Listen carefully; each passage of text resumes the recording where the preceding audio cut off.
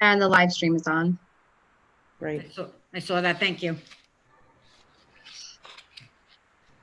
So is everybody here? Yep. Yep. Okay, I'm going to do roll call. Mayor Bontempo? Here. Ms. Weber? Here. Mr. Critelli? Here. Dr. Pascucci? Here. Mr. Santana? Here. Okay. Mayor, you have a quorum. Thank you, Wendy. Do you need to read the announcement, or are we good?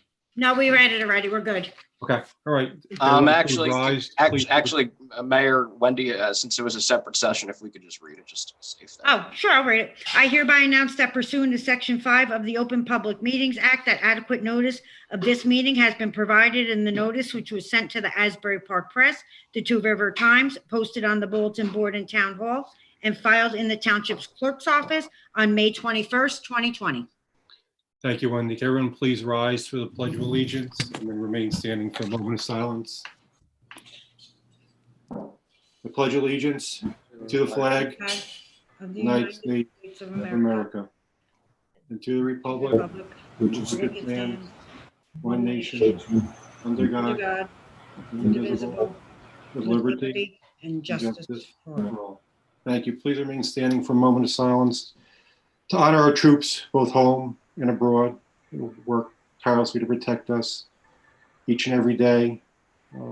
Also like to acknowledge all the people who lost their lives to the pandemic that has been plaguing us for many weeks now.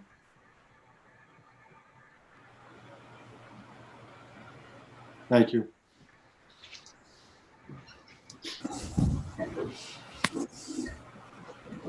Wendy, item number 1 on the agenda is approval of minutes. Yep, that would be item number 6, the approval of minutes for May 12th, 2020 public session, which was forwarded to the Township Committee on May 20th for review. Do you have a motion? Move. Second. Roll call. Mr. Critelli? Yes. Dr. Pascucci? Wendy, I don't believe I was there. Okay. Mr. Santana? Yes. Ms. Weber? Yes. Mayor Bontempo? Yes. Okay, the minutes are approved. Thank you. Thank you. Next on the agenda is the consent agenda, but we're going to take public comment on consent agenda. Any public comment on the agenda items for this evening? The first one here is just a phone number, so I'm not sure who it is. I'm going to promote them. And just to clarify, we're going to have the person speak. Hello? And Hello? Yes, you can just state your Hi. name and address, please. Okay, yes, hi. Hi, it's Michelle Gomez. I live at 16 Spalding Drive in Holmdel. Mhm. I'm the chairperson of the Buildings and Grounds Committee for the Regency of Holmdel Homeowners Association, and I'm making this request on behalf of the Homeowners Association. We're aware that Toll Brothers had requested for a bond release at our clubhouse. CME Associates is now inspecting and studying this request. Before issuing a bond release on the clubhouse, the HOA requests to receive information from CME or Holmdel Township on the punch list items that were identified that need to be completed.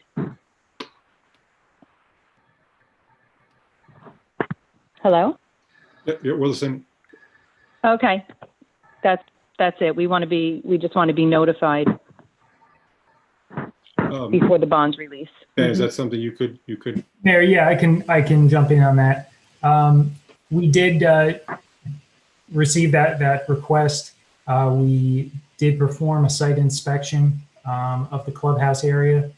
There were some punch list items identified. A punch list was sent to Toll Brothers back in the end of April. I haven't heard anything back from them since, but we haven't issued a bond release or a bond reduction for that, the clubhouse phase of work. That's all I really know. We inspected all of the bonded improvements that were part of the approved plans. If there is anything specific that the homeowners association has, that they like to see done, they can send that to myself or Sharon. and we can make sure that that is something we. And just to clarify, Ben, the bond releases that are proposed on this agenda are not for the clubhouse. That's correct. Next. They're not for the clubhouse. Okay. Now, the bond releases on the agenda tonight are for phases 1B, 1C, and 1D. But they're not releases, they're just bond reductions. Okay. Okay. So the ones on the agenda will be reduced. We recommended down to the minimum bond, holding of 30% of the original bond. Okay, so then what we'll do is we'll forward or email the list of issues to Sharon or Wendy on this. I think Tom had already spoken to her or emailed, so we can do that, but we just wanted to be noted. That's fine. Thank you very much for your comment. Anything else? Yes. Sure. You got it, Karen? And just to clarify, we will make all of your comments, and then we'll take off your speaking, and then we'll respond if there are any responses. Yep. And this is Robert Gannerkey.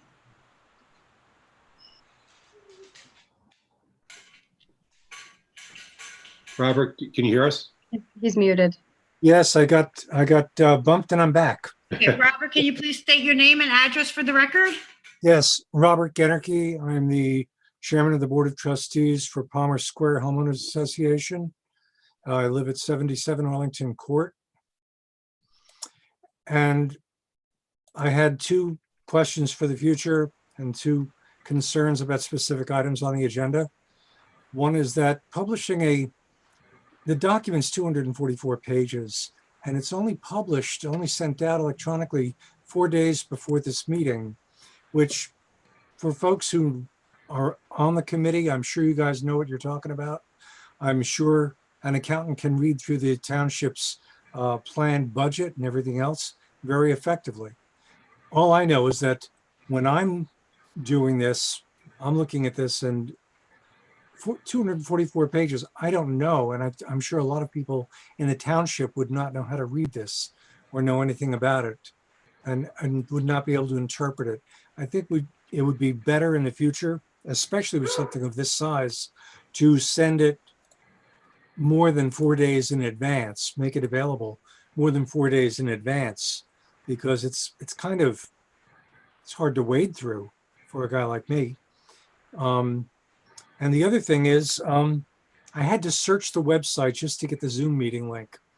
Can you in the future, put this into the actual agenda? Is that possible to do? That would be a big help. So those are my 2 points for the future. And I did have two specific agenda item questions. If you first is on page 34, there's an award of contract proposed for the Alcotest 9510 system. And I had questions about the reliability and the price. The New York Times covered this pretty extensively in a series of articles over the years, most recently November last year. And they said it has opened up other municipalities to a lot of lawsuits because of the unreliability of the device. And when I also was looking up the price, I just want to see, because $15,000 for one unit seemed pretty high.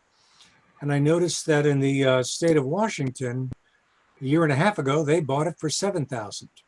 And I just wondered if this could be reviewed before it gets approved, because it seems like an awfully high price to pay for something that has been attacked in the mass media already as not a particularly reliable device from that company. So that was one item. And the other was just the general question, do pitchers' mounds really cost $24,000? That's on item 44 for the awarding the contract for the pitcher's mound. I don't know. I'm not speaking with any knowledge. It just seems like those better be really good pitcher's mounds. So those are my comments, and if you can address them, I'd appreciate it. Thanks for the time. Thank you. Mayor, if you'd like. I think I can remember everything. With regard to the budget, that's not on the consent agenda, and there is a presentation on the budget, but just as general reference, this is the introduction of the budget. It will then be published and publicly advertised, and then there'll be a public hearing on the budget. That is not tonight. This is just the introduction of the budget. And so actually, generally, towns don't even publish what we published 4 days ago. They usually wait until after the budget's been introduced. And I would point out the administrator and I worked at the end of last week to make sure that the budget and the introductory report was made available to the public prior to the introduction, going above and beyond past practice to make sure that we're being transparent. It will be advertised in accordance with law, and it requires a 28-day lead time before it can be finally adopted. So there will be plenty of time, and a meeting in a month will have a full public hearing on the budget. With regard to,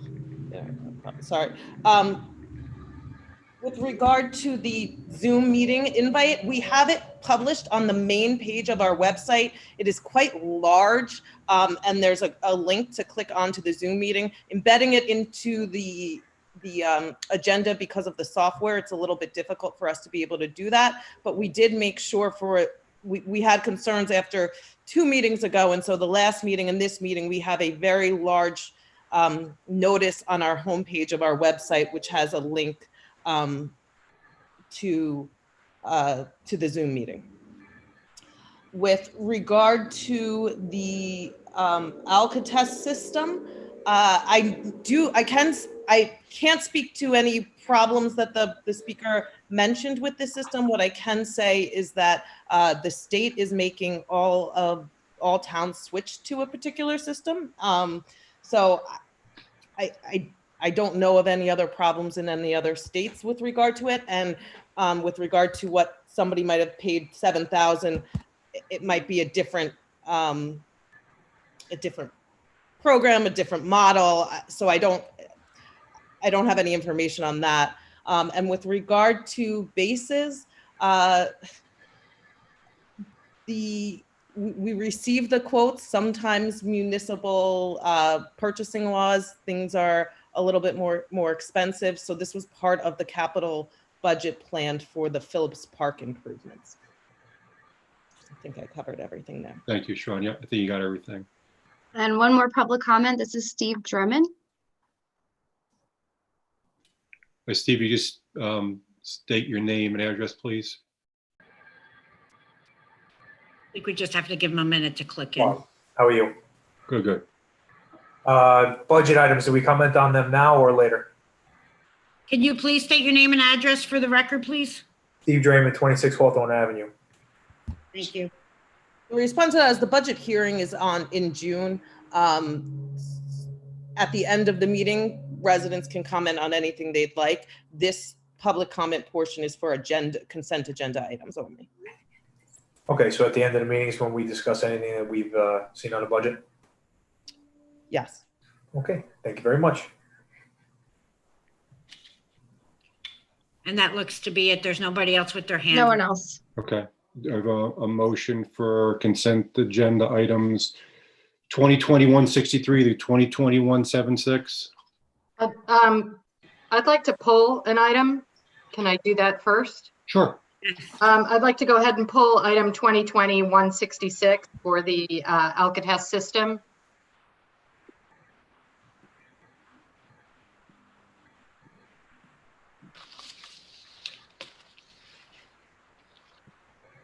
Okay, let's.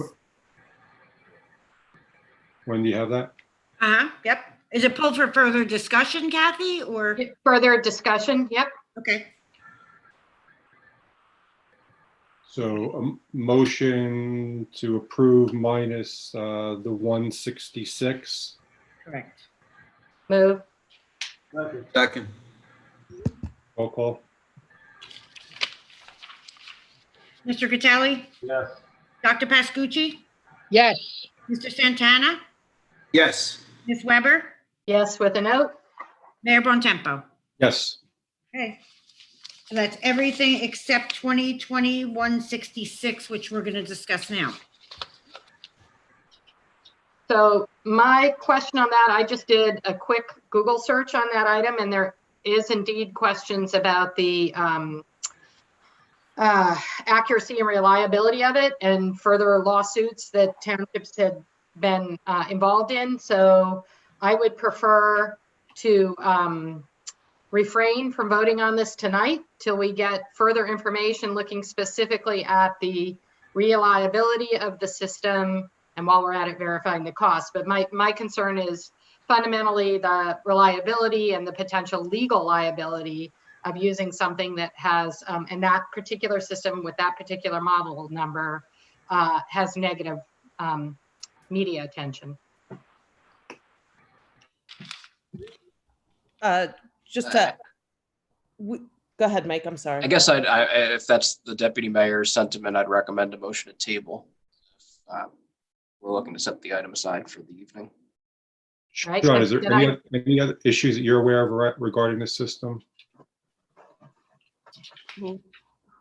Mayor, who did you ask that? You, I'm sorry. I'm not aware of any. I'm just reaching out to our police chief as we're going through the meeting. It's my understanding that this is the system that the state requires, and we're the only state that uses this system, and that we don't get to choose. This is it's mandated by the state. The system. Yeah, there is guidance from the Supreme Court, and there's a lot of case law involving DWI testing, but we could certainly, review those aspects and circle back with the committee. Okay. So, Deputy Mayor, you want to make a motion? I'd like to make a motion to table. Okay. Second. Roll call, please. Mr. Catali? Sure, we should get some more information. Yes. Okay. I'm sorry, Tom, I couldn't hear you. Yes, we should search for more information. Okay. Dr. Pascucci? Yes. Mr. Santana? Yes. Ms. Weber? Yes. Mayor Bontempo? Yes. Okay, so that is tabled. So next on the agenda is number 9, introduction of ordinances. It's ordinance 2020-10, an ordinance of the Township of Holmdel, Monmouth County, State of New Jersey, to exceed the 2020 municipal budget appropriation limits and to establish a cap bank, NJSA 40A-4-45.14. Motion? So, Travis, is okay with you? I'd like to go right into the presentation for the budget at this point. Sure, I'm happy All to. right. So, just like to read a statement, I'll turn it over to you. So, before we turn things over to the administrator and the CFO, I'd just like to make a couple remarks on the budget. Given the economic uncertainty that every family is facing during this coronavirus pandemic, I believe it was essential that we hold the line and keep the municipal tax rate flat for 2020. Tonight, I am proud that we are delivering on that. The budget we're about to introduce represents a flat municipal tax rate for Holmdel residents. In fact, this marks the 4th straight year that I have had the privilege of voting on a flat rate for our residents as a township committeeman. As your mayor, I will always fight for taxpayers here on the township committee, just like we've done with this municipal budget containing a flat tax. Unfortunately, despite our successful efforts with the township budget, Holmdel residents will still experience a tax increase this year. This is because the Board of Education of Holmdel recently voted to raise our taxes again, this time over $1 million. I'm especially disappointed that the school board raised our taxes in the middle of the coronavirus pandemic while the schools are closed and children are at home. Regretfully, I do not believe the contrast could be more clear between the fiscal responsible budgets of the Township Committee, led by myself and my colleagues here, who have served as mayor, and endless taxing and spending by the Board of Education, led by its president, Vicki Flynn. I look forward to continue to work with my colleagues to ensure fiscal responsibility with the township's finances. With that, I'd like to turn the meeting over to the Township Administrator and Chief Financial Officer, who I thank for the hard work in preparing this budget containing a flat tax rate for Holmdel residents. Shaw? Okay, oops, sorry, that's my dog. I'm just sharing my screen. Give me one moment.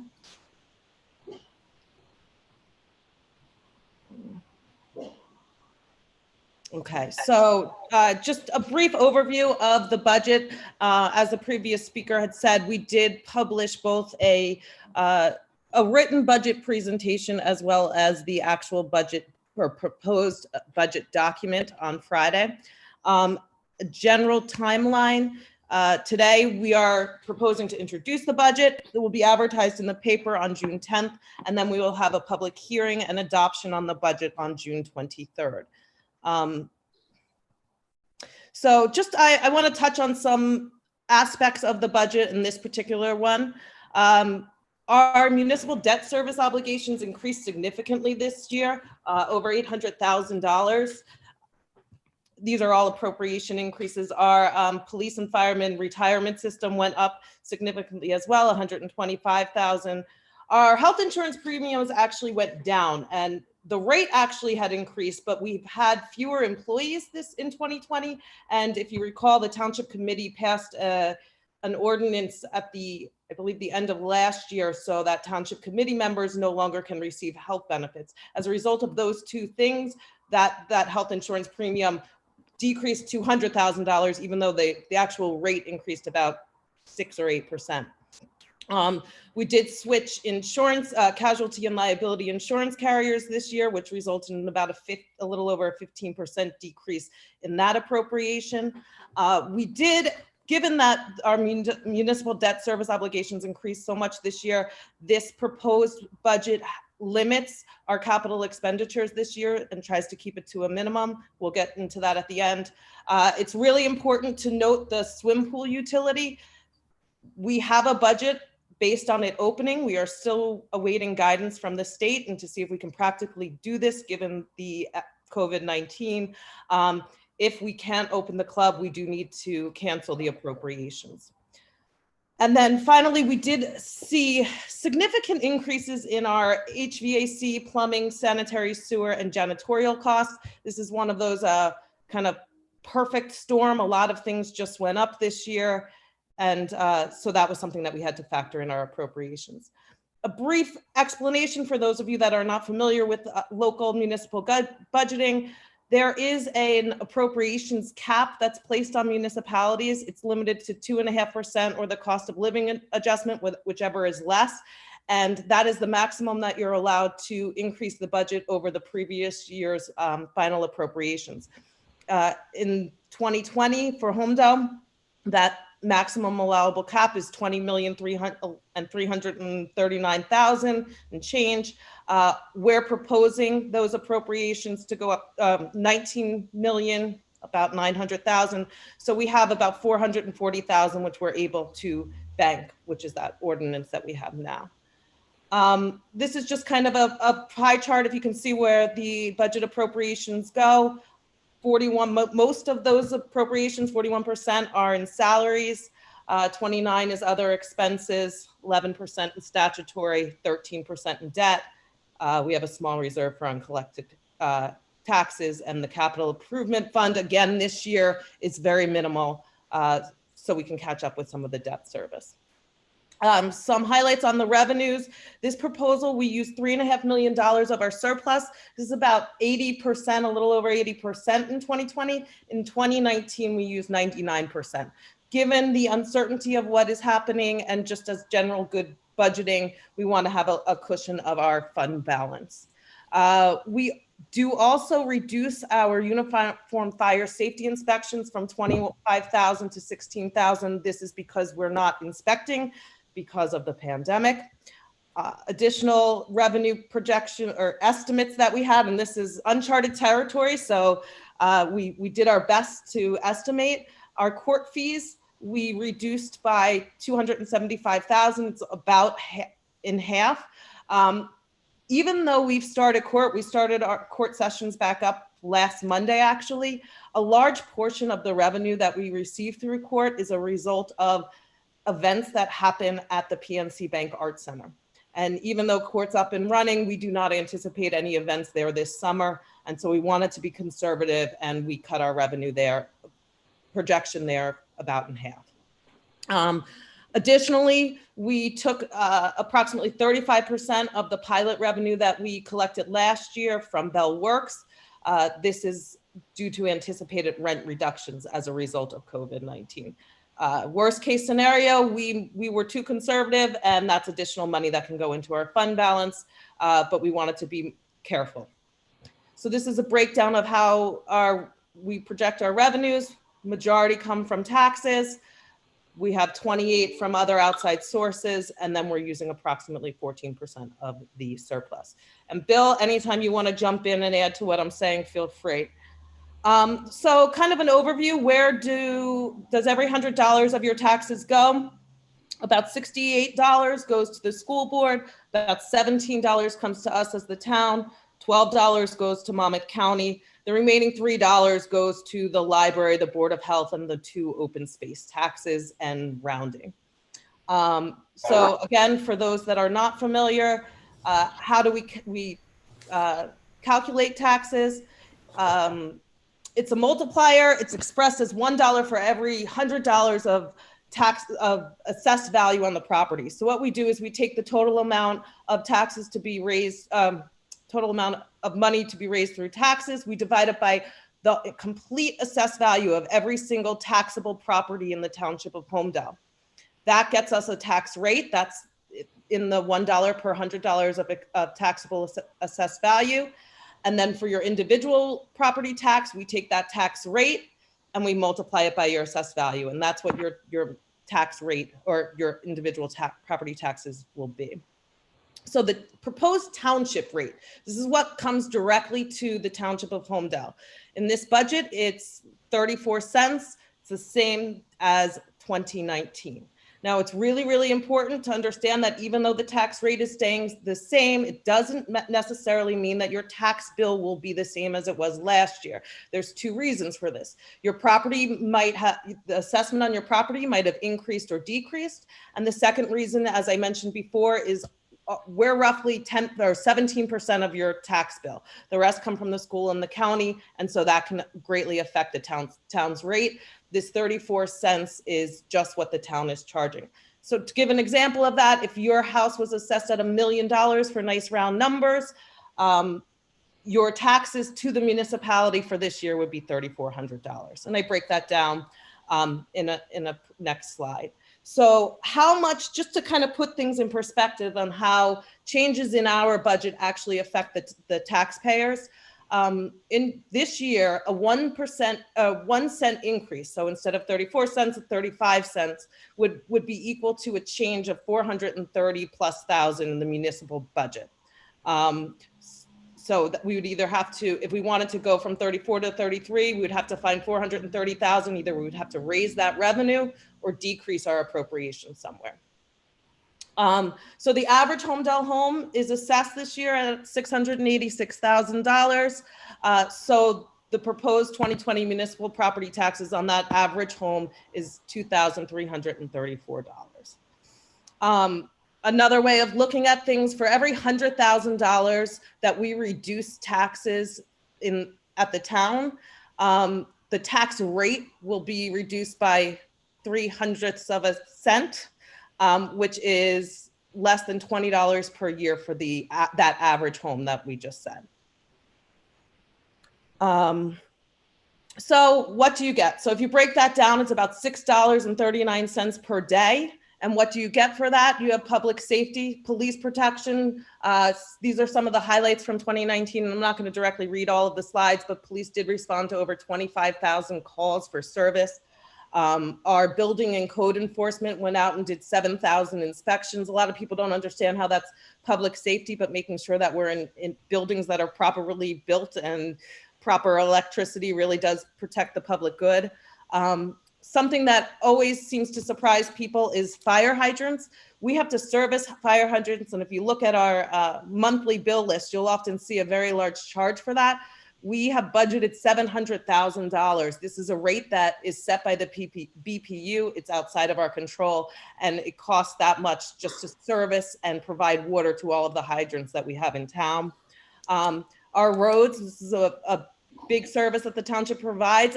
Shockingly, Holmdel has over 450 roads, which is a lot for a town our size, and it totals over 100 miles. So making sure that these are maintained, paving them, removing snow and ice, doing potholes and other repairs. We have 14 open space and rec areas. We have about $25 million in improved property over a dozen facilities that we have in town.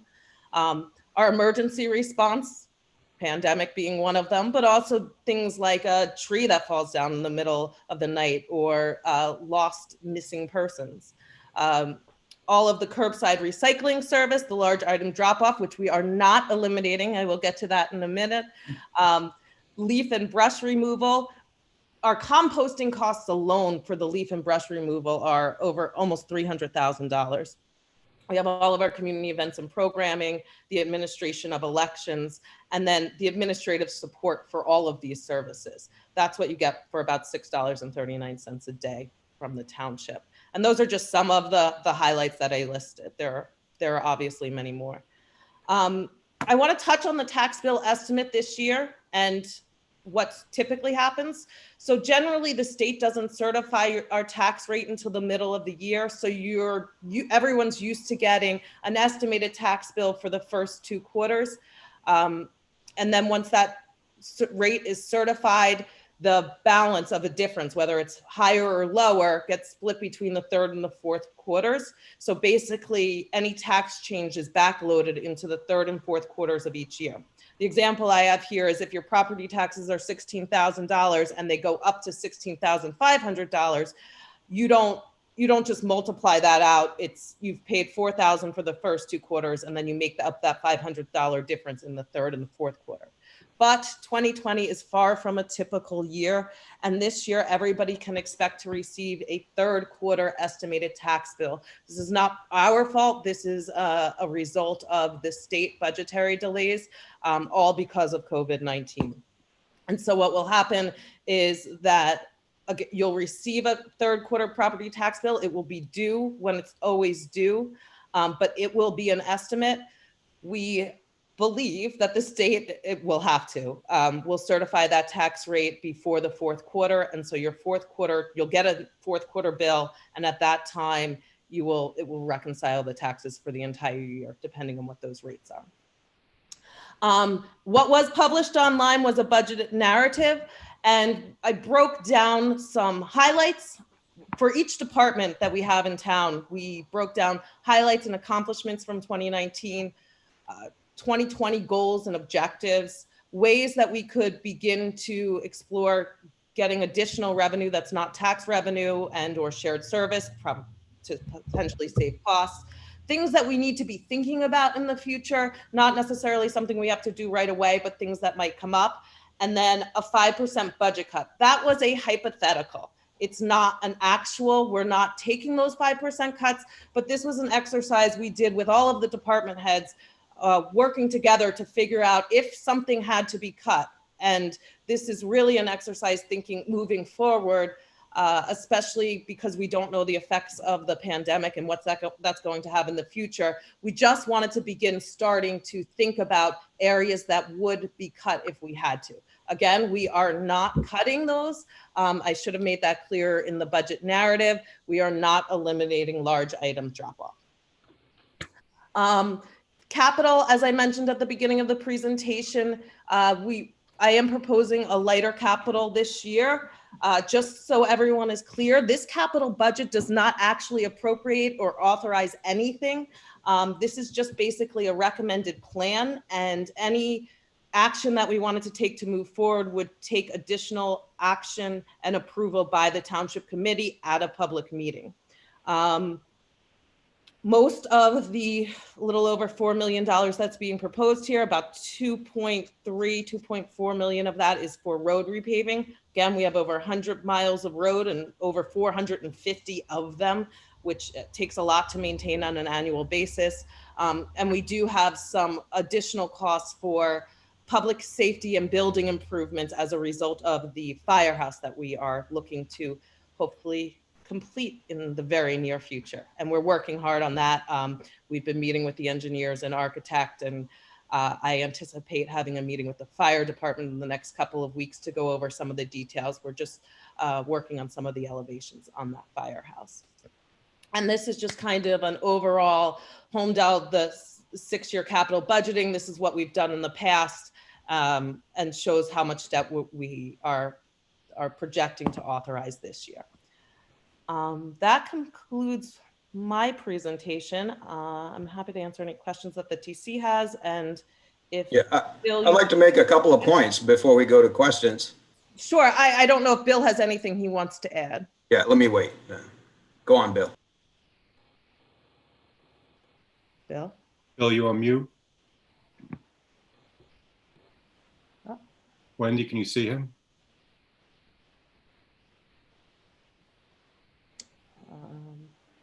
Okay, maybe he doesn't have, he's not on mute. Have to increase our appropriations over the next 2 years. Bill, yes. Bill, we couldn't hear you, so can you start over, please? Okay. All right. Can you hear me now? Yep. Yes. Okay. Just mentioning the appropriations cap that Sharon mentioned before. By statute, that's at 2.5%. The ordinance that we have here tonight increases that up to 3.5%. That'll give us an additional $195,528 that we can bank. Those banks are good for 2 years. They are good for any appropriations within the cap. For example, if the pension costs go up, if insurance costs go up, to bank these funds is basically an insurance policy in case future costs go up. We also have a levy cap. The levy cap is a lot stricter. It's only at 2%. However, we have not raised our levy for the last couple of years, and that bank stands at $1.6 million. So actually, we can up our taxes by $1.6 million if we desire to, although I don't see any reason to increase them at all. Anything else, Bill? Yeah.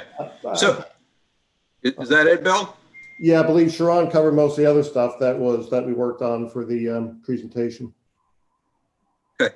I'd just like to make a couple of points. First of all, I think Sharon and Bill, our CFO, Sharon Roundtree, our administrator, have done a fantastic job in creating the first ever user-friendly presentation that's readable and is helpful for our residents to understand where our taxes go and how we spend the money.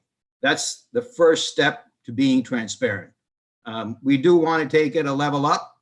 We definitely want to share with you even more, and that would be in the form of trend analyses to show how we are trending on certain budget items, and also look at comparative analysis to see how well we are doing with respect to other towns. This is similar to the analysis that I posted on Patch that compared our municipal taxes with other towns, our BOE taxes, the school district taxes with other towns, and our BOE spending as well. Where if you read that, you'd notice that we are pretty much on the bottom of the pack in terms of our municipal taxes. But however, unfortunately, we're on the other extreme with respect to BOE spending.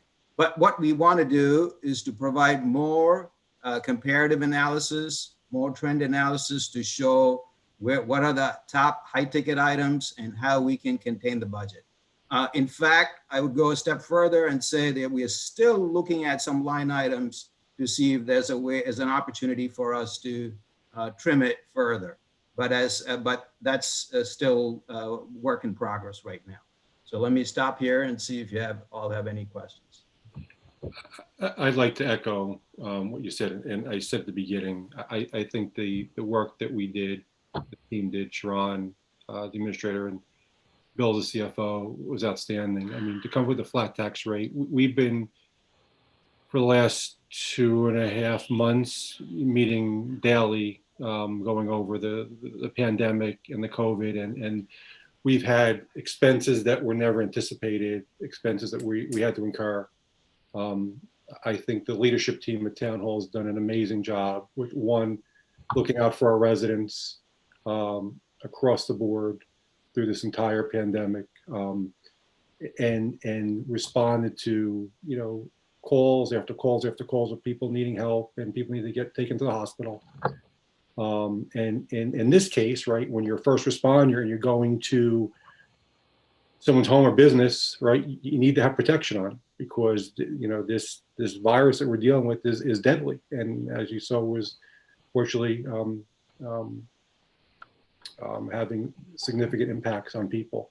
So I am very proud of this, because we delivered this in unprecedented areas that we're dealing with, uncharted territories. I mean, this was a concern since we started out this pandemic, about being able to deliver to the Holmdel residents same quality of service, not cutting anything from the budget. As you heard the administrator say, we're not cutting a large item drop off.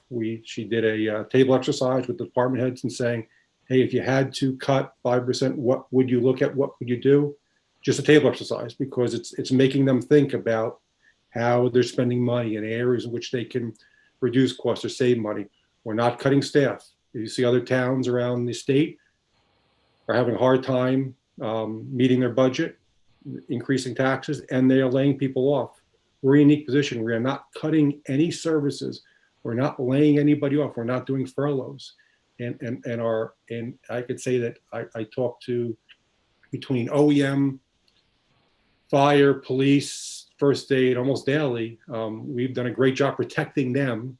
We're out protecting our residents by providing them with the PPE, and we did an incredible job with the community on the PPE drive, which probably saved us thousands of dollars in expenditures that the residents came up with. I mean, this has been a truly remarkable year, and to top it off with being able to deliver to our residents a flat tax rate is nothing but of an incredible accomplishment. And I want to thank Sharon. I know she worked very hard on this, and Bill as well, and your whole team, lead team at Town Hall, who really stepped up to put this together. Yeah, I'd like to jump in. Sharon, terrific job. As I mentioned to you earlier, I never quite saw such detail in any of the budgets in the past, so we do appreciate that. Can you hear me, Kathy? Tom, you're not coming in that clear. Okay. I'll get closer to the computer. Is that any better? Better. Sorry about that. I just wanted to compliment Sharon for the terrific work she did. I haven't received the budget with this much detail in the 7 years that I've served on the committee, so I do appreciate it. I did spend some of the Memorial Day weekend going through it, so we do read these things, Sharon. Thank you very much. I just had a question, though, regarding the pilot money. I see that under anticipated revenue, sheet 4, last year we anticipated $1 million from the pilot. This year we're doubling that to $2 million.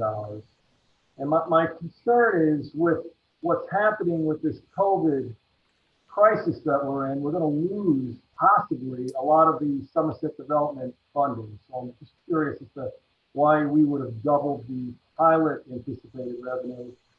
We may not actually realize that. I can answer that. What we did was we looked at the housing, and the housing's also part of the pilot. So we basically included the housing money in that we know we're going to get. And we do have another pilot also with Bayshore that's in there, Bayshore Hospital also. So in 2019, we collected over $3 million in pilot revenue. I did see that, yes. And so about a rough numbers, $1 million of that were non-Bell Works pilot monies. And so we took half of what we received from Bell Works as what we anticipated for this year. Bill, feel free to add to that too. Yeah, we did look at it, and we know we're getting the money from the houses, because there are houses, that housing surrounding Bell Works are also on pilots, and we will be getting the revenue from them. So it's $2 million in pilots collectively for all of the pilot programs. Thank you. Yeah.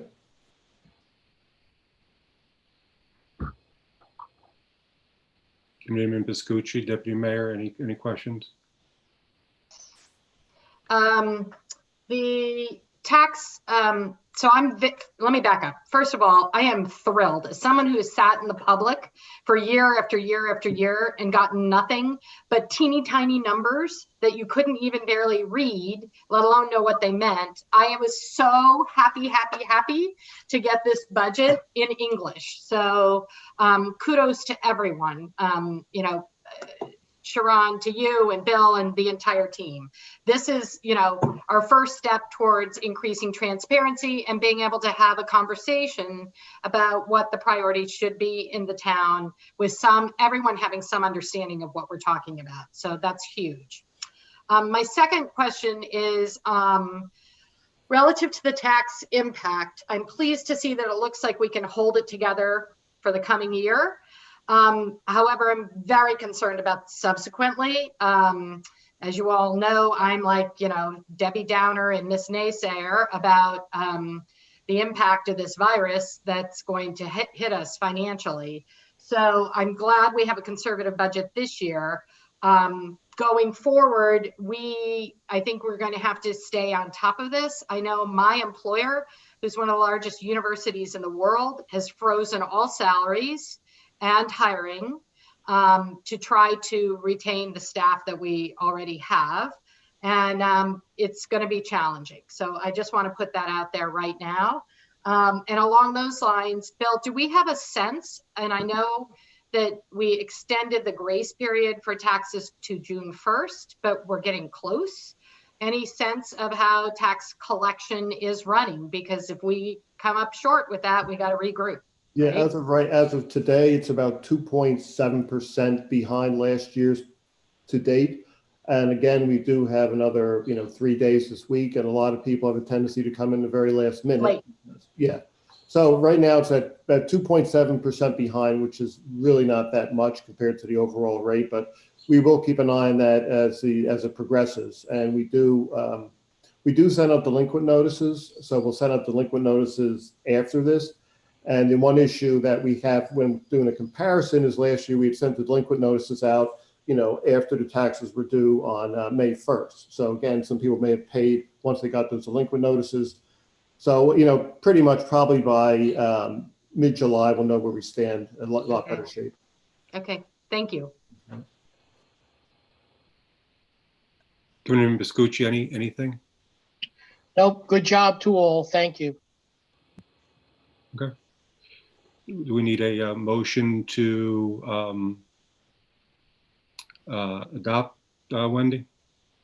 Motion to adopt on first reading, publish in the Asbury Park Press, and set the public hearing for Tuesday, June 9th. Just to clarify, Mayor, are you looking to move the budget at this time? This is the ordinance, isn't it? Because there's the ordinance on the cap and then there's the budget, which is a separate item. I know we took the agenda out of order. So the first item on the agenda is the ordinance that the clerk is referencing. Yes. Okay, so this is the cap ordinance and On the cap ordinance. yeah, Wendy, can you just read the caption just to make sure we're all good? Sure. It's the ordinance of Township of Holmdel, Monmouth County, State of New Jersey, to exceed the 2020 municipal budget appropriation limits and to establish a cap bank, NJSA 40A-4-45.14. Motion to adopt on first reading, publish in the Asbury Park Press, and set the public hearing for Tuesday, June 9th. Do we have a motion? Motion. Second, Roll call. Mr. Critelli? Yes. Dr. Pascucci? Yes. Mr. Santana? Yes. Ms. Weber? yes. Mayor Bontempo? Yes.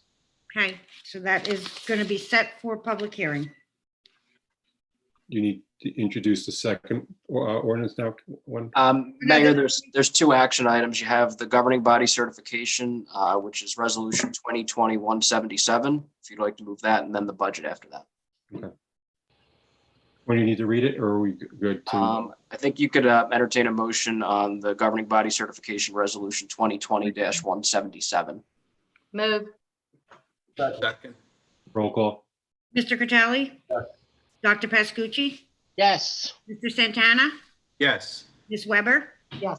Mayor Bontempo? Yes. Okay, so resolution 2020-177 has been passed. Next is the introduction of the 2020 budget. Have a motion? I'll make a motion. Second? Have a second? Second. Roll call, please. Mr. Catali? Yes. Dr. Pascucci?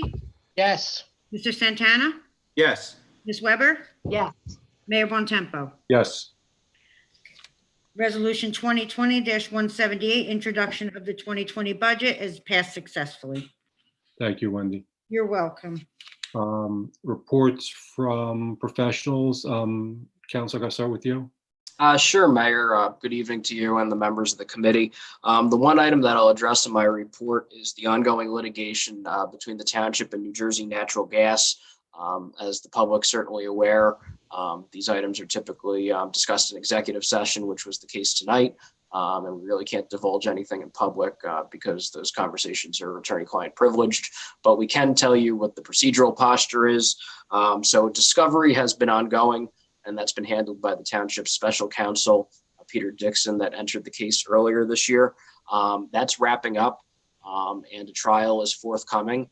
The date for the trial is still being ironed out.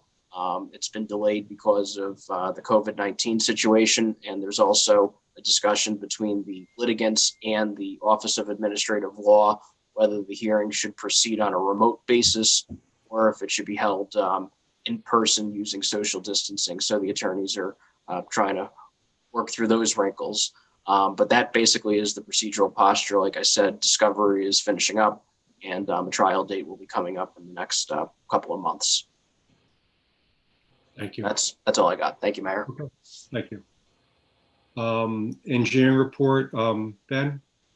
Thank you, Mayor. Just a quick update on the firehouse. We have been working with the architect to advance the design. We're working on the site layout. As you know, you were there at the meeting. We had a meeting with the post office, or a conference, video conference, I guess. And we are working with them because we are taking some of their parking spaces away to be able to build the firehouse. So we're working on a site layout to accommodate their preserving their existing parking, and we're advancing the design at this point. Thank you. Anything else, Ben? Okay. No, that's it. Thank you. Administrator, can I roll to you? Well, Ben kind of stole some of what I was going to say on the firehouse, but we are working hard. And the mayor did reach out to Congressman Smith's office, who actually put us in touch with live people at the post office, which can sometimes be a big challenge. So hopefully we'll be able to move that along. We're not forgetting about the fire department. And like I said earlier, we do anticipate asking the fire department for a meeting, probably virtual, to go over some of these design elements very shortly. The other thing I just wanted to mention was I wanted to thank everybody who came out to help us put together a virtual Memorial Day service as a military family. It really means a lot, and it's an important day. And I know a lot of people went above and beyond our honor guard to put something together so that we can recognize that day, particularly Patrolman DRC, who actually put the entire video together, and all of the groups that came out to lay wreaths. We didn't want the day to be forgotten just because we couldn't all gather. So I just wanted to say thank you to everyone for doing that. Thank you, Mayor. Thank you. Thank you. CFO, do you have anything else? Nothing additional, just reminding everybody that I believe it's the 23rd of June is the actual public hearing on the budget. You have 4 weeks to look at it, and have any questions, we can open up to the public on that public hearing night. Okay, thank you. Good. Well, there's nothing else from the professionals. I'll roll to business from the committee for any updates on their respective boards. Committeeman Cortelli. No report, Mayor. Thank you. Deputy Mayor Weber. just two quick things. One, As soon as we get the liaison from the police department, we're going to hold a traffic and bike safety committee meeting via Zoom. So we're moving forward on that. With everyone walking and biking so much these days, it will be most appropriate. And two, I've been monitoring the Bloomberg philanthropy calls in conjunction with Johns Hopkins University on coronavirus. And I would like to ask Dr. Pascucci to speak to one of the issues of greatest concern right now relative to people's overall health and vaccinations. Rocco, can you address that, please? Sure. You want me to address it now or when I have my public safety turn? You can. I'm giving you the floor. I'm done. All right. First, I'll do the public safety. Thank you for that Memorial Day service. I'm sure all the veterans who we've lost and their families were appreciative. It's really a sad, but still a heartwarming day. Thank you for that very much. And for all the veterans out there and all that we lost, the men and women. Coronavirus. Well, first, Firehouse. Thank you for what you're doing for the Firehouse, everyone. I want to be a little mean. Let's hope we can get it done before I go out to pasture. All right, that's about 7 months. So I really would like to see this done. Enough said. Now about Corona. People got to go to their doctors now. Everyone's done their job, staying at home, doing what they should, and New Jerseyans did a good job. Yeah, I think we let our seniors down and some of our poorer residents down, but overall, people, I think, did what they should have did. Now they got to get back to their doctors. 80 million kids worldwide are behind in shots. 80 million from my own practice. And I'm no longer in practice, so nobody better come back and say I'm doing this to get money. I'm retired. The numbers are dramatically down. People have to bring their children in for vaccinations. Kids still die of meningitis. They still die of bacterial pneumonias. They still get every infection under the sun. So people got to take their children to the doctors. They can start with a video conference, and the doctors will take the utmost care in their office to prevent them and their children from getting an infection. Everybody is suited up, super cleaning is done. So please take your children to the doctor. As far as adults, diabetes, heart disease, cancer, people are not going to the doctor. Cardiologists are astounded that the number of calls they're getting for patients with chest pain, because people are afraid to go to the hospital. Then when they go to the hospital, they're such in bad shape, they can't fix them, or they really got a major handicap for the rest of their life. So if you have chest pain, call 911, go to the hospital. If you need a stent or something, they'll fix you. But if you wait and that blockage continues, you're going to be in trouble. The people are not going to the doctor. If you can't afford it, there's plenty of clinics around there. I used to work at the Parker Family Health Clinic. Riverview has a clinic. Monmouth Medical Center has a free clinic. Go there. Please, people, take care of your health issues now. We're tamping down Corona, but we're going to see a lot of other sick people because they're not taking care of their illnesses. Mental illness, a quickie. Please, if you're depressed, if you're down, seek help. We all need to talk to someone at some point. And I know a lot of people are down. I live in the seniors and I talk to the seniors and a lot of them are super down because they don't think they're ever going to go out. They just need someone to talk to. And again, Holmdel's been great. Those kids that deliver meals, people that are delivering meals to the first aid, to the police, people are doing their part, but reach out to your neighbors, talk to them. You have an older relative, talk to them. So please go to the doctor. And I'm retired, so I'm not looking like this to get business. Thank you, Kathy. Deputy Mayor, anything else? Good, okay. Committeeman Santana? Yeah, I just want to make a small comment that we're going to have a budget presentation with the Finance Committee tomorrow, I'm guessing, Sharon, via Zoom. So this week. So we're going to we'll send the information to them. The goal is to have a meeting with a presentation with the Finance Committee, have a Q&A session with them, and help explore ways to look at alternative revenue sources. Good. Thank you. So Administrator, so as the CFO stole some of your comments, you stole some of my comments. So first I'd like to make a statement on the Memorial Day ceremony that the team put together at Town Hall. Dave Yarcy, Eric Hernando, Andy Krett, yourself, the chief, Bob Ward, Allison from Recreation. I mean, the whole team came together, and I really thought they did a very nice and professional job. If you didn't get a chance to see the video that they posted yesterday, I communicated out my message on Friday. I thought it was really well done.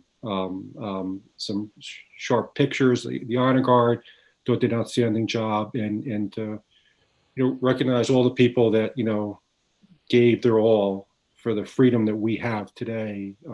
I think that the Holmdel team really did a nice job in trying to recognize them in a very special way under the conditions that we're under right now. Just a quick statement on our COVID numbers. Our COVID numbers are somewhat flattening. I think we're starting to see overall in the community, in the state and the county, things flattening out. The governor is loosening up restrictions. I'm on the governor's call every week. We actually had a call last night. We're getting more guidance. Two things I think we're going to see coming over the next few days is I think we're going to get some insight and direction on swim clubs. I'd expect that by the end of the week. Anticipation is we're going to be able to have swim clubs open by mid to late June. Rough guess right now, based on they wouldn't give anything concrete because the governor was not on the call. His staff is on the call, but we're optimistic that that'll be forthcoming in the next couple of days. Also, outdoor dining. They are trying to. The state is going to throw some of the control down in municipalities. I think Jersey City is starting to do a good job with that outdoor dining where they're waiving fees, closing streets, and I think other towns in the state are also doing something. So I think we'll be able to get some direction on that and work with our restaurants in town. I know the Sharon staff and the construction officer have been great and really responsive. So I'm hoping that we're going to have more opening very soon and we can get back to more normal cadence in our everyday life. Reminder that the PNC is open for testing tomorrow from 8 to 4, symptomatic and asymptomatic. I hear that, after lunch, things die down. So if you need to go and you're not in a rush, you want to get testing done, you can go tomorrow afternoon and hopefully the line isn't too long. And I'm also starting to hear that pharmacies in the local area, including in Holmdel, are going to be able to start doing testing. But the pharmacies that I'm hearing about are doing symptomatic only. We will share information on our website as we get more information. So right now I know that PNC is doing symptomatic and asymptomatic, but I understand local pharmacies are doing just symptomatic, but it is free as well. And more information as we get it, we'll be posting on our website. With that, I can open for, there's nothing else from the team here, open up for public comment. Format for public comment is when you're called, please state your name, address. You'll have up to 3 minutes. Please, list any questions, comments in entirety. And then once you're done, you'll be muted and returned back into the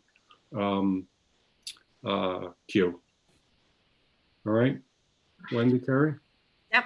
The first one in line, I have Chris Briamonte. Good evening, it's Chris Briamonte, 30 Falcon Ridge Circle in Holmdel. Sharon, great job at the budget presentation. I found it neat to see in the presentation that Holmdel has a highly rated school system. And I think that's actually the number one reason why families move to this town. And Mr. Bontempo, your little political statement at the start of the budget introduction, I not only find offensive, I find it shameful, I find it deceitful most of all. If there's one place we should be spending money in this town, it's on our schools. You noted the numbers that you brought in from the pilot program in your 4 years in your time of holding a flat budget. In 2019, you brought in $3 million. How much of that was shared with the schools, Mr. Mayor? Don't answer that. I know the answer. It's none. In 2020, the pilot program is projected to bring in $2 million. How much of that's going to the school budget, Mr. Mayor? None. Where are the people who've been out there for years at the top of their lungs screaming, why isn't any of the pilot monies going to the school? We need more collaboration between our township committee and our school. Mr. Bontempo, have you reached out to the Board of Education to collaborate with everything that's going on with COVID-19? Have you reached out to them to talk to them about the increased security costs in their budget over the last few years? $350,000 in security costs to protect our children in this year's budget. And you make a political statement about the Board of Education having an increased budget. Well, where's the pilot funds? You get to hold your little budget of $17 million. I don't know how many employees you have, but I know the school systems is much greater than that. The teachers get raises. There's costs of health insurance. These things go up. And yet you're not even protecting our kids by offering to use some of that pilot money to cover the protection of the new security costs in school. I find it amazing. $2 million. So 68%, right? That's the number. So if I had $2 million, 68% of that number, what does that come out to be? I don't know. Are you sharing any of that? Because that would go a long way to help cover the costs of protecting our school kids. Keep up with your political comments. They're great. Laughable. Miss Weber and Miss Santana. Thankfully, you guys ran on a platform of having communication with our schools and using our pilot funds to go towards our school budget. I would like to hear from you tonight on what's going on and why no pilot funds are yet to go to protect our kids in our schools. It's the reason people move here. It's not for garbage pickup. Thank you. So a couple things. One, for the record, your wife is on the Board of Education. So just to make that clear to the public. Two is security costs. So the school had security or monitors in place because I was involved in this probably 3 years ago when we moved to this program. And the school monitors were replaced by armed security guards. And the school cost actually, I was told, went down. And in the budget this year, the cost went down. Our chief did an analysis probably a year and a half ago and shared with the township committee the cost that the township incurs to support the SLEOs, which are the special law enforcement officers, which are in the school. And the town bears a significant expense for that we do not pass on to the Board of Education. So we do partner on this, and this was done prior this year, myself being mayor, and I think that that needs to be known, and I'll see if that's information that we can share going forward. Maybe I can include it in the next newsletter so residents get a true view of what the town is participating in, because that I find that sometimes missing and not being mentioned. Commissioner Santana, any comments? Yeah, thank you, Mr. Mayor. Mr. Briamonte, first of all, thank you very much for the question. I recommend that you read my analysis that I posted in the patch, very detailed analysis looking at BOE spending with comparable school districts, and showed how our school district was not decreasing our expenses compared to what others are doing. So that would be something that would give you an idea about how others are doing compared to us when they have the same issues that we have. That's one. Secondly, I actually looked at every single line item in the BOE spending, in BOE expenses. So we pay, as you rightly point out, 66% of our school district budget for instructional costs. That would be paying our teachers and other, it's primarily for instruction. So primarily goes to our teacher salaries and wages. When you compare that to another school district that's comparable to us, they pay 68% of their budget in instructional costs. There's one line item in our budget, in our BOE budget, that stood out, and that's called plant operation and maintenance. You may want to look at that. The norm compared to all the school districts is about 7% of the budget goes to plant operation and maintenance. In our school district, it's about 11%. So there's a differential of about 4%. 4% of $75 million works out to about $3 million. That's above the norm. So if you took $1.5 million out of the $3 million and paid our teachers more, the instructional costs come up to 68%. And you still have $1.5 million left to decrease expenses. So the bottom line is you could potentially trim discretionary items to be able to pay your teachers more. So that would be step one.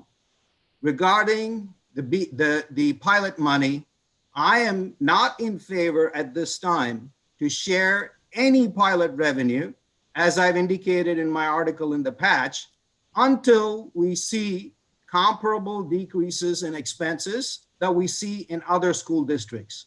Until then, I am not in favor of sharing pilot money with anybody. Right now, there's no point discussing it because there is no excess revenue because of the COVID situation. But if and when we are at a point, I will be evaluating how we compare with other school districts before I would personally vote on sharing costs with school districts. What we can do instead, if you look at our line items, as Sharon mentioned previously, our net debt exploded last year. We went from $27 million in debt to $36 million in debt. We went roughly about $11 million over. And you may want to know this. Last year, when the township presented to Moody's, they said that the township will not incur debt, will incur debt between the range of $3 and $5 million. We incurred $11 million. So the first fear that I have is that our explosive budget could impact our rating, and Moody's is going to come knocking on our doors. So there is no way at this time that I will be inclined to sharing any revenue with the BOE or the school district until I see comparable decreases in expenses, which I have clearly articulated in my second article that was posted in the patch. So if and when that happens, I'll be all for sharing our excess revenue with the school districts, because eventually what we want to do, and we all agree that we want to lower our property taxes for our residents, while not impacting our school ranking. In fact, that's another part that's part of my analysis. You may want to see comparable school districts where spending per pupil is fairly lower than ours. They have a better ranking than we do. And so I think we are not at a point right now, Mr. Bramonte, to talk about sharing of any costs. If things change, then definitely I'll be all in favor of sharing costs with the BOE, with the full understanding that we want to eventually decrease our property taxes for our residents. Thank you. Let me just address a few things, because I believe you misspoke, Mr. Bramonte, about what I had said and committed to. So when the Toll Brothers pilot agreement was voted on at the Township Committee meeting, I did speak up at that point about that portion of the pilot and my concern about that being pilot and not tax revenue because of the need to support our schools. And at that time, I believe Eric Hines was mayor and Pat Impreveduto was either deputy mayor or township committeeman. spoke back to me and said, our schools don't need the money. They have declining enrollment and they don't know what to do with it. We know better what to do with the money. And they voted for the pilot. And it was a done deal. It is now a done deal. And what I have spoken about recently in my position as township committee person is that I would like to see us be able to return some of that pilot money to the taxpayer. Because the overwhelming thing I heard when I was out knocking on doors, and believe me, I knocked on many, many doors in this town, was concern from our public about their taxes. And that concern is only going to increase in our current economic environment. So if and when we are ever in a position to realize some additional revenues from the pilot, which is now in question, that's where I think the primary focus has to be, is returning those funds to the taxpayer.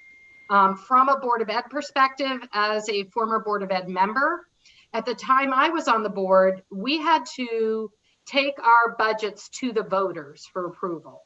As such, we communicated extensively with all residents in town, not just the parents, about what was in the budget, why it mattered, and what we were trying to do.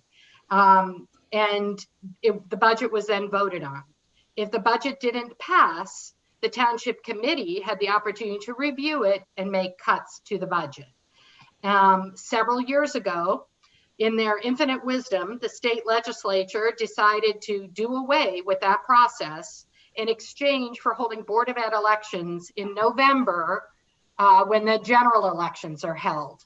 This was something I was not in favor of because I think it politicizes the Board of Ed, which I am opposed to. And I think it eliminates transparency to the taxpayer community about the largest source of our tax revenue. And yes, I know the Board of Ed holds a budget meeting, but we used to actually mail information out to people, do presentations, explain the budget. And we also, if I'm not mistaken, brought in some budgets with zero increase. We were furthermore cited by then Governor Whitman for having below average per pupil cost with above average state rankings. And that's where I'd like to see us aspire to again, but I think we need some pencil sharpening across the board first. Yep. So just a point I want to make. I agree with Deputy Mayor Weber that if in the event we don't see a substantial decrease in expenses comparable to other towns, we're not saying it has to be way more than what the other towns are doing. As long as it's comparable to other towns and an improvement in our ranking, I would like to support that point of view as well, that we go back to the voters and present our school budget, while the township at the same time can help with all the operational costs of getting the material to the voters and running the election and so on. So we'll help support it while the budget is presented to the voters and the voters vote on the budget. So I'm in favor of that right now. Unless we see improvement on both fronts, I'm going to be strongly a proponent of that idea that Deputy Mayor Weber just mentioned. May I make a comment, Mr. Mayor? Yes. All right, nobody's gonna like it. I'm very upset. Both sides of this tonight, from both sides. Now, come on, this is all political. This is not supposed to be a political meeting. It's supposed to be to do the public's business. And I see, I'm going to say it, Mr. Bontempo made a comment, and Mr. Briamonte, whose wife's on the Board of Ed and is a cousin of Mr. Critelli. Come on, guys. Mr. Critelli's lawyer is Vicky Flynn. This is political. It should not be discussed at this meeting. People want to discuss it at the Board of Ed, how they don't like the Board of Ed, fine. But what went on tonight upsets me from both sides of the equation, and it makes me sick to my stomach. Thank you.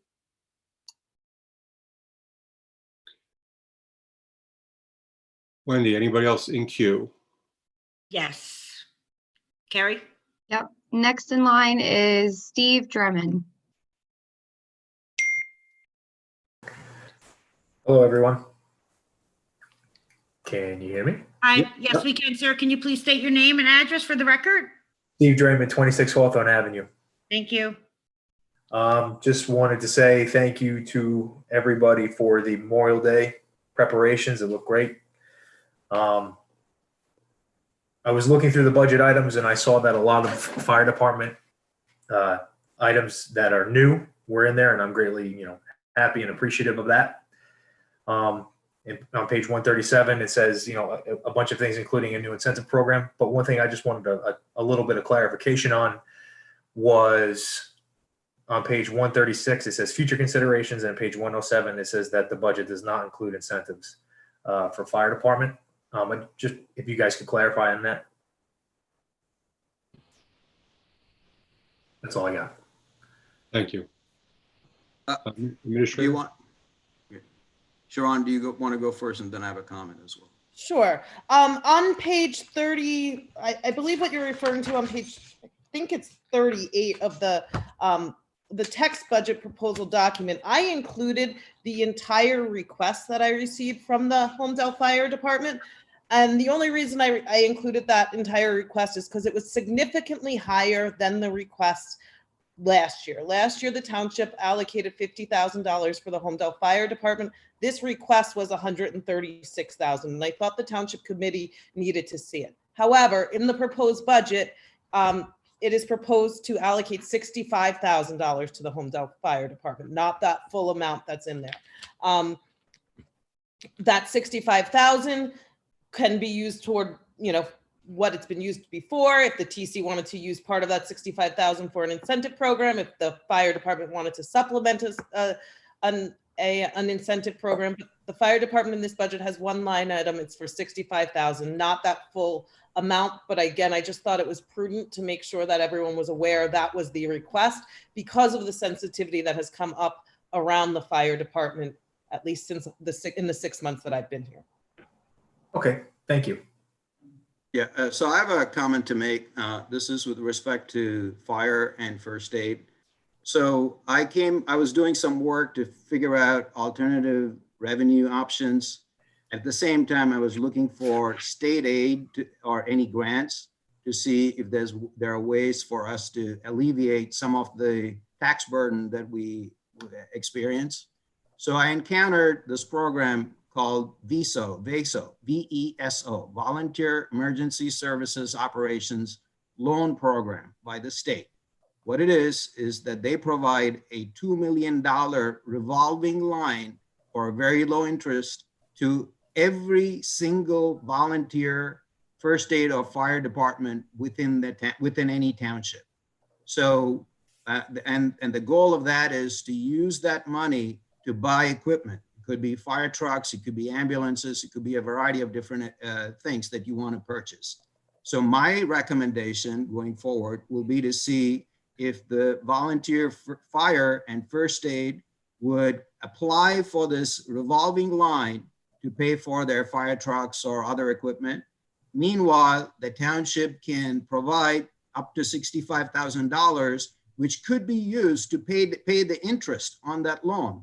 So while you manage your money that you raise via donations to pay down the principal. So that way we each do our part, and at the same time, we alleviate the burden on the taxpayers. So this is something I'm going to be pushing for.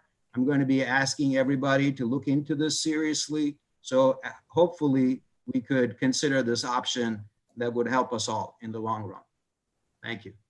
Thank you very much.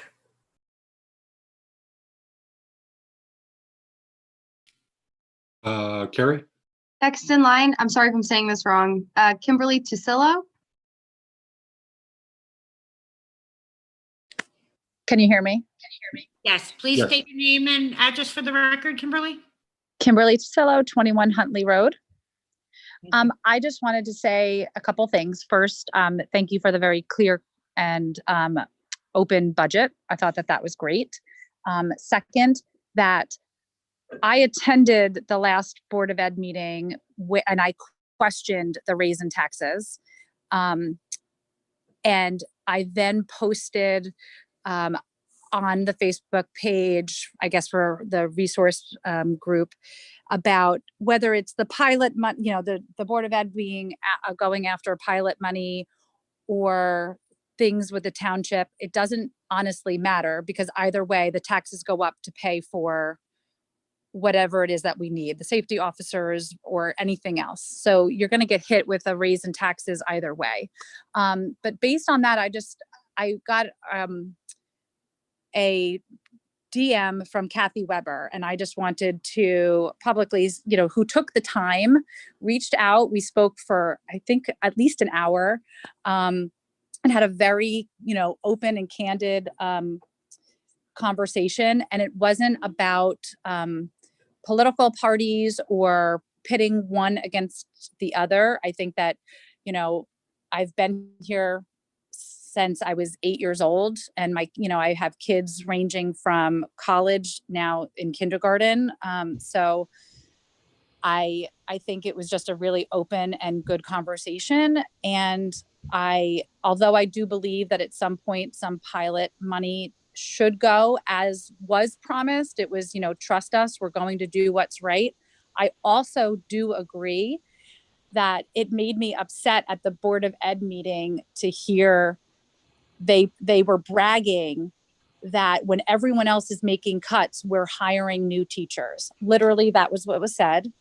And that upsets, when it's your taxes going up and it's, when everyone else is cutting, maybe everybody should be cutting. Maybe there's a reason for that. But so, although I do believe the pilot money should go at some point, I also agree that maybe right now isn't the time until everything is more prudently spent. So I just wanted to publicly say thank you, Kathy Weber, for having that conversation with me. Thank you for the budget, and everyone have a great night.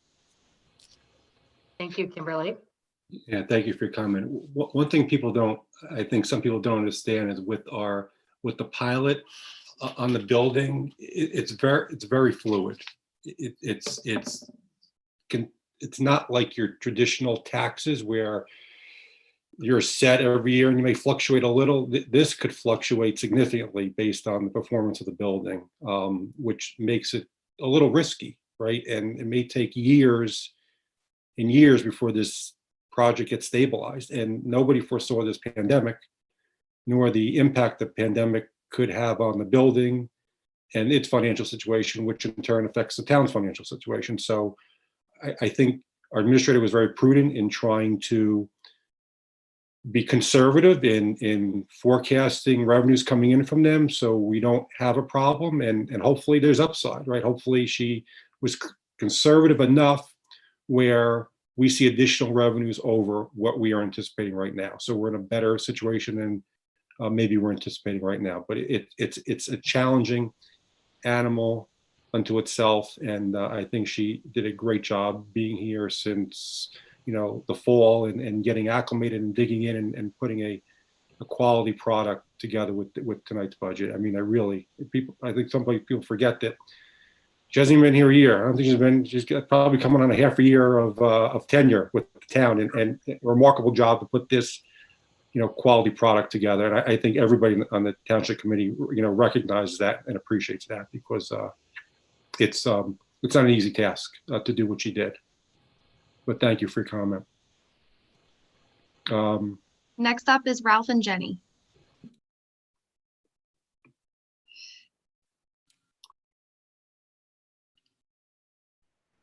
I believe you're muted.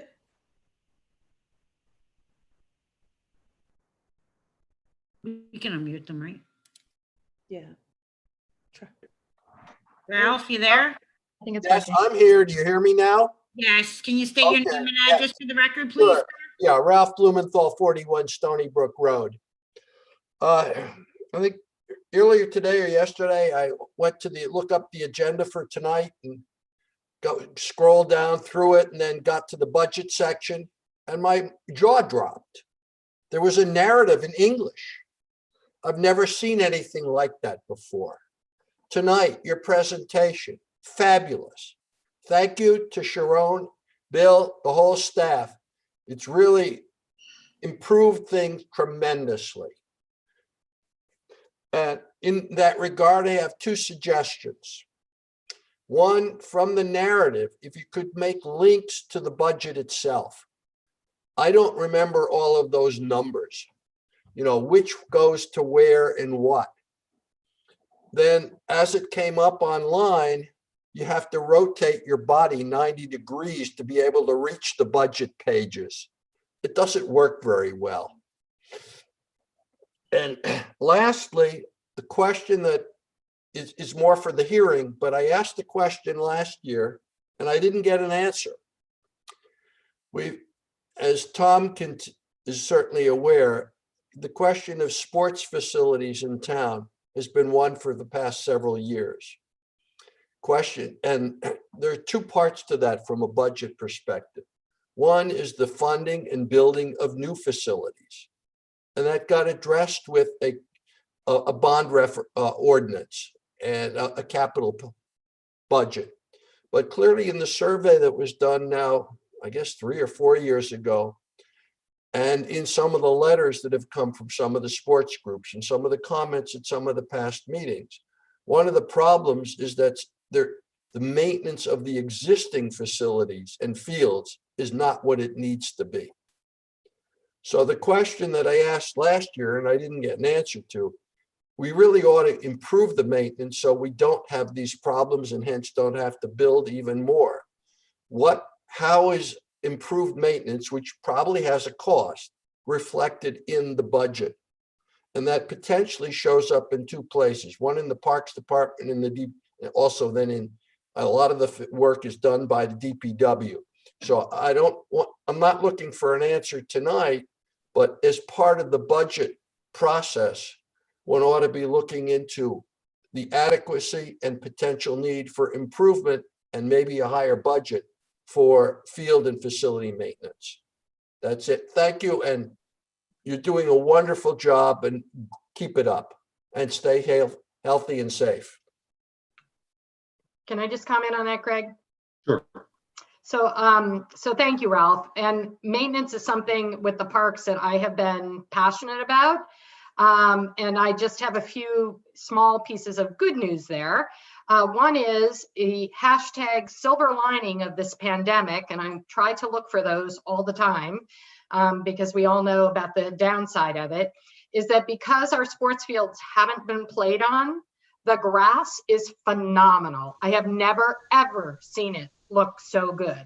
So a rest for our fields has been a very good thing, I think. And when we're ready to restore play, I think we're going to be in good shape as long as we don't run the fields into the ground. So literally. So that's really, really positive news.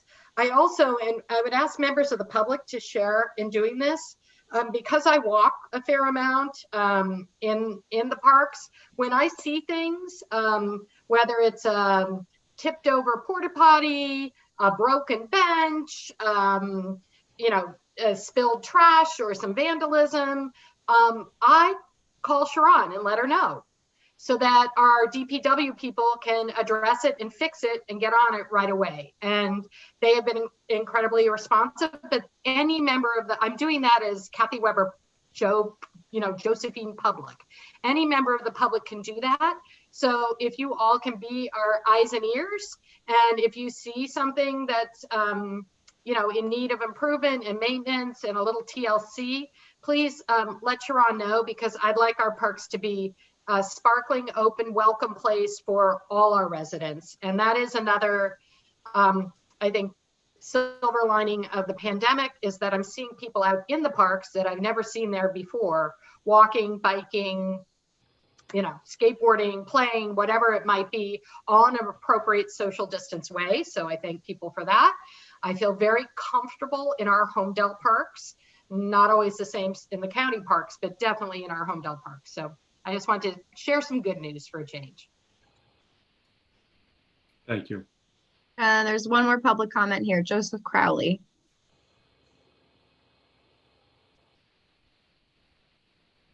Sure, I think you're on mute. Hello? Yep. Hey, Mr. Crowley, can you please state your name and address for the record? Yes, Joe Crowley, 15 Ely Road. Two comments. As a taxpayer, I would like to see more cooperation between the town committee and the Board of Ed. The taxes, to me, they come out of my pocket.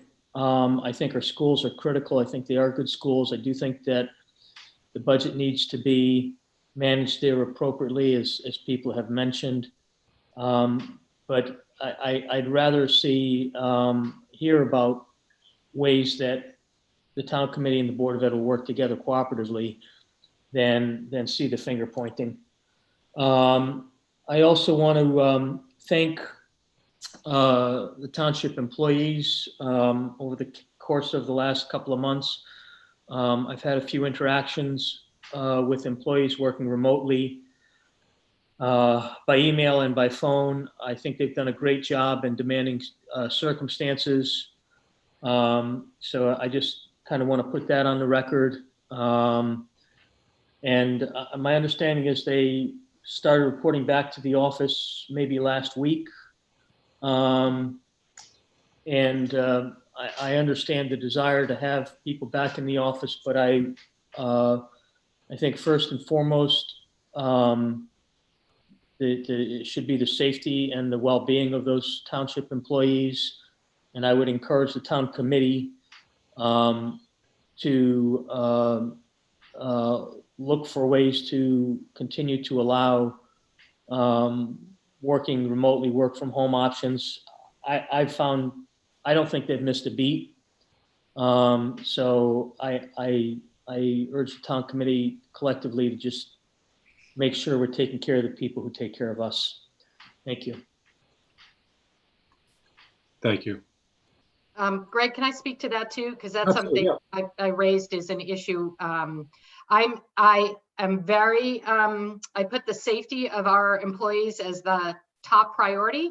And I raised that issue directly with the township administrator and asked her, in fact, she might even say, grilled her extensively about the precautions and safety measures in place and what we're doing for employees who might be at risk, what we're doing to keep all employees safe relative to social distancing, et cetera. So Sharon, could you just kind of run through that with people, because I think you have taken extreme measures to protect our staff, and that's something I think is our top priority.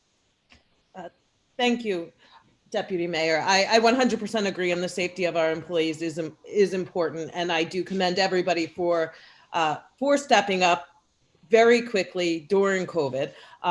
There were several difficulties, and we tried to do the best we could at providing level of service, but working remotely has its challenges. What I will say is that we had several meetings with our OEM coordinator, with the police department, with our township personnel attorney, to go over the process for bringing employees back. We have kept the building closed to the public. Every employee that comes into the office is screened every day. They get their temperature taken, they're asked questions. Every employee was provided PPE, including masks and hand sanitizer. Employees they have to social distance. There are guidelines for when masks must be worn. No employees are working within 6 feet of each other. If any employee does have to be within 6 feet, in accordance with CDC guidelines, they must be wearing a mask during that communication. We haven't opened the building yet, but we're taking precautions for when we do open the building. We have signage all over. Any employees who are at high risk were encouraged to discuss other options with me. We have made arrangements for employees that are at high risk. Any employee who's not at high risk that still has concerns, they are welcome to use time. The employees that are at high risk, if there's work available for them at home, they are able to work from home. So we've taken these are what I've remembered off the top of my head. I'm sure I've forgotten some of the other precautions, but we've really looked at it extensively. We've talked with the attorneys. We've deep cleaned the buildings. We have talked to our janitorial staff, and they are regularly cleaning surfaces beyond what typically has been done, doorknobs and high touch surfaces. So we've taken several steps to ensure that the safety of our we ensure the safety of the employees. Yeah, and Sean, let me just jump in. So I'd be remiss if I didn't also acknowledge our IT manager, Jason, our director. Jason has done an incredible job for the town to function, and I appreciate your feedback, Joe. It's appreciated. But to operate in the way we've been able to operate under Sharon's direction has been remarkable. Jason from IT has done an amazing job setting people up so they can work from home, right? Making sure they had the tools necessary they needed. If an employee wanted to come into town hall, they had to get permission from Sharon. And we set up town hall the same way the hospital operates in town, right? Before you come in, you have to get your temperature taken, right? You got to be checked, right? And then if you're over a certain temperature, you're not allowed in the building. So we're doing all that. She is going and hitting all the steps I think that I was looking for, and the other members of the township committee looking for, as the deputy mayor just said, to make sure that our employees are protected. And listen, town hall never shut down, right? You got to remember that, more than half the building is police, and it's the police support and personnel that support the police that make them do their jobs, and they haven't stopped. And I'll tell you that, I have meetings every day with the lead team, and Sharon is in the office every day. Head of OEM is in the office every day. Chief police is in the office every day. I mean, these guys are running their meetings, running their department meetings, some by Zoom. Police have to be in person because they're coming in contact with you in person. But as I said earlier on the call, right, we did it. I think we did a very good job in providing our first responders with the adequate resources and tools they need, like the PPE, to keep them protected. Right. And we get updates from the chief on staffing almost every day, and he's done an amazing job with the administrator in making sure staffing were at the correct levels, again, end result to protect our community. So you don't realize how much goes into this until you're in the situation like we're in right now. And I could tell you that the administration at town hall has done a superb job. I can't acknowledge them enough for the job these guys do. The calls I'm on, information providing, issues, how they're resolving issues, how they're taking care of residents. From resident called and said, I can't get my prescription. They literally, an officer leaves work, is done for the day, changes civilian clothes, and goes and picks up a prescription at Costco and delivers it to this resident at her home because she couldn't get to, the pharmacy. I mean, that's what you don't even know the stories that are taking place constantly that our police, first aid, OEM, CERT team has been doing. They've really been picking up groceries for people. They wait till after hours. They don't want to use, work time, change uniform, and they're going picking stuff up. I mean, it's really been an incredible. And I think that, when Sharon said, I want you to work home, you'd be surprised how many people said, raise their hand and said, Chuck, I really want to come in the building. I'm okay. I want to come in. I'll be safe. I'll wear a mask. I'll stay away. She wasn't pulling people in. People wanted to come into the office. They like the environment they're in. They like the jobs they're doing. And that's a testament. Or else people would have said, you know what? They would have looked for excuses to stay home. They didn't. It was an amazing, and it's all by leadership. And it's by her leadership that's occurring. Thank you, Mayor. I want to point out one of those people that picked up deliveries is here at this meeting. Our clerk went up and picked up groceries for one of our residents. Yeah, she did. Thank you, Wendy. Carrie? Mayor, there's one more public comment. Okay. It's Mike Nicholas. Okay. Good evening, everyone. Can you hear me? Yes, please state your name and address for the record, sir. Mike Nicholas, 190 Pelican Court, Holmdel, New Jersey. Thank you. First and foremost, thank you all for doing a tremendous job under the current situation. I know it's a challenge to say the least, but I just have one comment. That is for Dr. Pascucci. I know in the last 8 months, he and his family, especially of his children, have received threats and attacks for speaking up. But I want to thank him for having the gonads and foresight for saving the residents of Holmdel almost $200,000 by standing up and cutting those health benefits for elected officials. That should not be discounted or dismissed. Now, I just want to say thank you, Dr. Bascucci, for doing that. I know those were very challenging times, very challenging meetings, but that money will be well spent. And you know, all that you've taken on with our fire, our emergency services, our first aid, is to be applauded, not attacked. And I wish you all a good night and stay safe and see you all soon. Thank you. Thank you. Barry? That's it. Okay. Do I have a motion to adjourn? Moved. Second. Guys, thank you, everybody. Sharon, thank you again. Bill, thank you. Thank you, Wendy, everybody. Terry, Good thank night. you, everybody. Night.